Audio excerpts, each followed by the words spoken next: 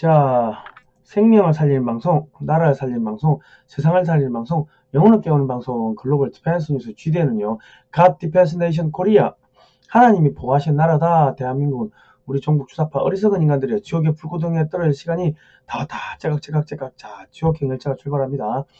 모두 탑승하시기 바랍니다. 자, 오늘은요, 십자군 전쟁과 대북전단 금지법, 미 의회 청문회, 오늘 뭐 이런 이야기를 한번 해보겠습니다. 그 올해 1월달 뭐 2월달 뭐 그쯤 해가지고 제가 그 대북전단 금지법 이 미 의회 청문회가 뉘렌베르크 전범재판소가 될 거다. 2차 대전 때 그 독일 전범들 처리했던 그런 전범재판소가 될 거다. 그 도쿄 재판소, 도쿄에 그 일본의 그 전범들 처리했던 그런 전범재판소가 될 거다. 그런 이야기들 많이 했습니다. 그 하고 이제 몇 개월 지났는데 이제 최근에서 나오는 뭐 이야기들이 또 여러 가지가 있어가지고 저희가 또 핵심만 좀 짚어드리겠습니다. 뭐 안에 자세한 내용들은 뭐 다른 데서 또 많이 보셨겠죠. 자, 뜬금없이 십자군 전쟁하고 대북전단 금지법 미 의회 청문회하고 무슨 상관인데 그래 이야기 하실 수 있을 건데요. 끝까지 보시면 됩니다. 이게 십자군 전쟁 할 때 그때 일어났던 그 행위들하고 똑같은 겁니다. 자, 미 의회에서 15일 대북전단 금지법 청문회를 한다. 그 보이스 오브 아메리카에서 나왔습니다. 한국의 시민적, 정치적 권리 주제, 뭐 15일 10시에 개최하고 미국, 한국 전문가 정인 출석이 한다. 인권 문제 뭐 증언한다. 뭐 쭉쭉 이런 내용이 나옵니다. 맨 왼쪽에 보시는 분이 고준창 변호사. 그 문재인은 북한의 간첩이다. 뭐 그렇게 이야기하신 분이고, 그 왼쪽에서 그 세 번째 수잔 솔티. 수잔 솔티, 그 대북 인권 또 전문가죠. 뭐 이런 분들이 나오셔가지고 한국 민주주의 국가인데 시민 정치적 권리가 제약되고 있다. 뭐 이런 이야기들 쭉 할 겁니다. 대북전단 살포 확성기 방송 등 하면은 징역 3년 이하의 징역 3천만 원 이하의 벌금에 처한다.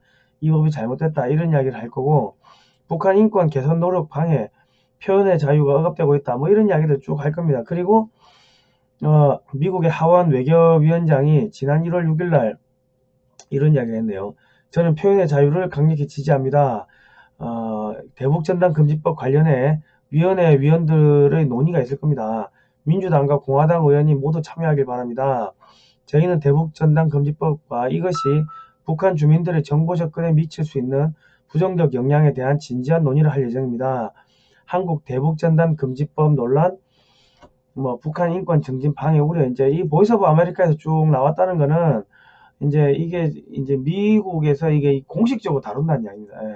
그런데 이제 그 RFA 이게 미국 정부에서 돈 대가지고 만드는 매체 아닙니까? 여기서 핵심이 뭡니까? 뭐 다른 것 쭉 있는데 핵심이 뭐냐? 4월 15일 김일성 주석의 생일에 맞춰가지고 이 행사를 한다는 겁니다. 이 청문회를 한다는 거예요. 북한 인권 청문회를. 그 뭡니까? 김일성 주석 생일날 맞춰가지고 대한민국 정부에서 4.15 총선을 한 거 아닙니까? 그죠? 근데 그날 맞춰가지고, 김일성 주석 생일날 4월 15일 맞춰가지고 대북인권 청문회 북한 인권이 유린되고 있다. 이런 이야기 한다는 거는 북한 끝낸다는 이야기입니다. 그리고 여기에 그 청문회 증인으로 미국의 고준창 변호사, 이분은 뭐 문재인 북한 간첩이라고 이야기했고, 뭐 이런 분들을 내세웠다는 거는 북한 끝내겠다는 거고, 북한 끝내기 전에 한국 정부 정권, 문재인 정권을 끝내겠다는 겁니다.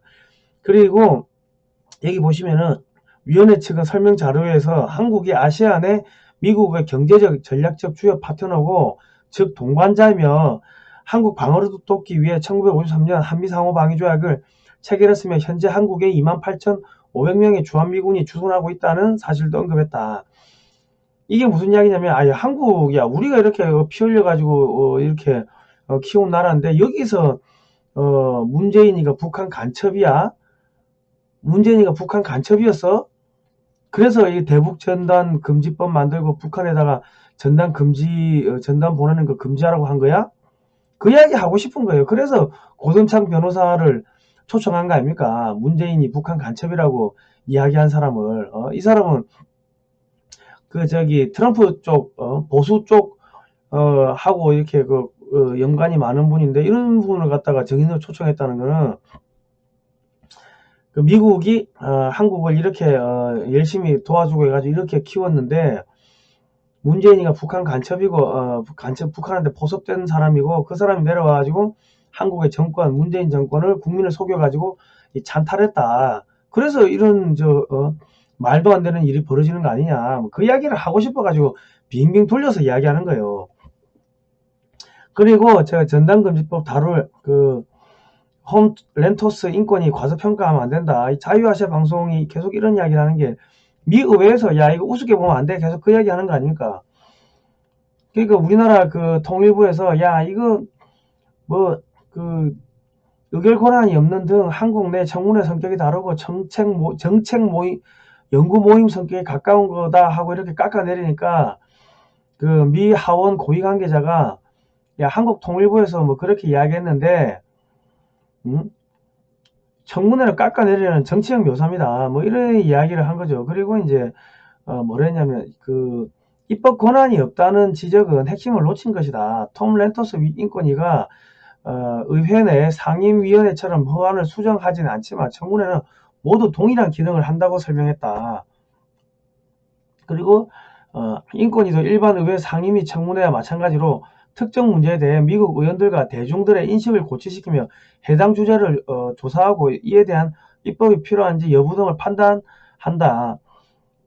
이번에 대북 전당금지법과 표현의 자유 문제를 넘어 탈북민 문제 등 더 넓은 주제를 다루게 될 것이다.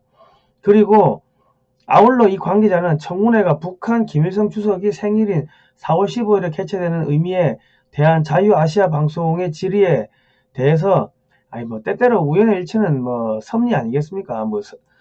그래서 뭐예요? 이거 그냥 이거 날리겠다는 거야. 자, 날리기 전에 뭐 합니까? 최종적으로 여론 조성하는 겁니다. 여론 조성. 자, 정세현 전 통일부 장관이 미 의회 대북전당금지법 청문회 내정 간섭이다, 의도가 불순하다, 뭐 이런 이야기 하는데, 그러거나 말거나, 통일부 미 의회 대북전당금지법 청문회, 우리 청문회와 성격이 다르다 계속 축소하는데, 그러거나 말거나. 그러니까 미국에서는 뭐라고 합니까? 대북전당금지법이 접경 지역에 주민들을 보호하기 위해서 그래서 위험해서 그랬다면 한국 정부가 다른 대안을 내놓아야지 무조건 금지하고 못하게 막는 게 말이 돼? 그리고 북한 인권단체들이 대북전단 뿌리는 거, 미국에 자금이 들어갔는데 미국이 지원해 준 건데 그러면 돼?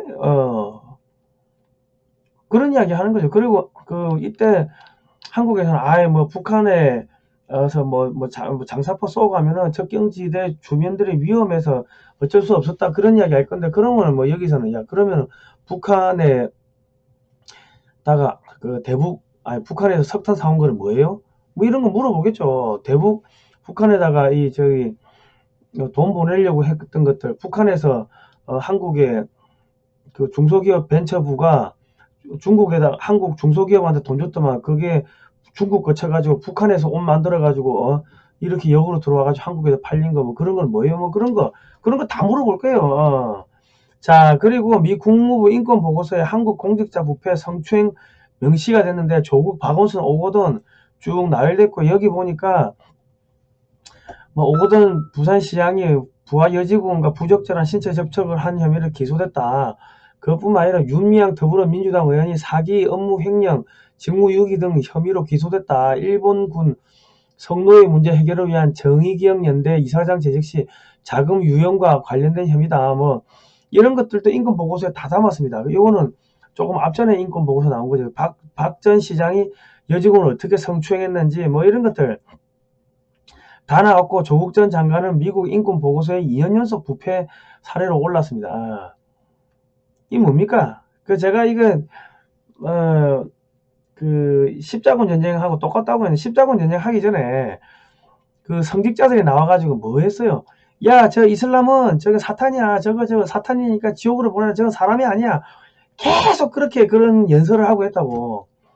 미사도 하고 연설도 하고. 그래가지고 가서 죽이고 걔들 재산 뺏어도 된다. 그래가지고 간 거예요. 마찬가지입니다. 의회 청문회가 법적인 효력이 있나 없나 그걸 떠나가지고, 아까 우리 봤지만은 주변에 그 환기시킨다는 거 아닙니까? 그 주목을 끈다는 거 아닙니까? 주변에 그 정치인들한테, 다른 정치인들한테, 야, 이런 문제가 있어요, 이런 문제가 있어요 하고 이야기한다는 거 아닙니까? 그게 뭡니까? 십자군 전쟁 하러 가기 전에 쟤는 사탄이에요. 그 이야기 했는데 지금 고선창 변호사가 나가 분명히 문제는 북한의 간첩이다 뭐 이런 이야기 할 거고 그럼 뭐야? 아 이거 끝내야겠네. 그래서 이런 말도 안 되는 일들이 벌어졌구나. 한국의 그 저기 박근혜 대통령 구속시켜가지고 일주일에 한 번씩 거의 지금 몇 년을 그 재판을 한 거 아닙니까? 60 넘은 나약한 여성 지도자를 끌고 들어가가지고 뭐 그런 이야기가 나올 거고 또 뭐 나오겠어요? 그 우리 저 정광훈 목사님 저기 구속시켰는데 6개 죄목에 대해서 전부 무죄 나온 거 아닙니까?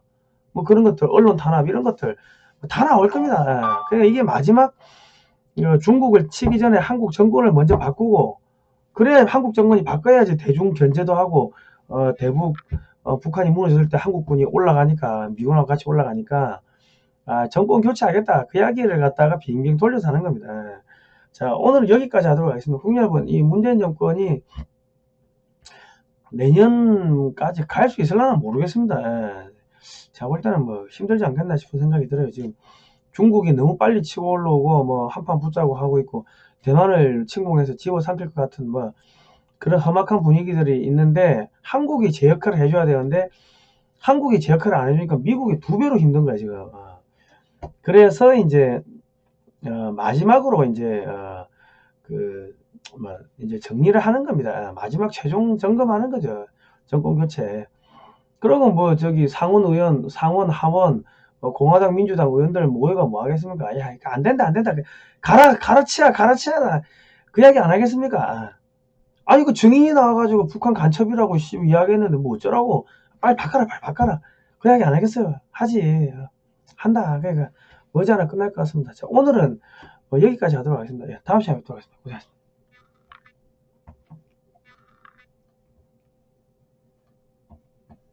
이거 왜 안 끄죠?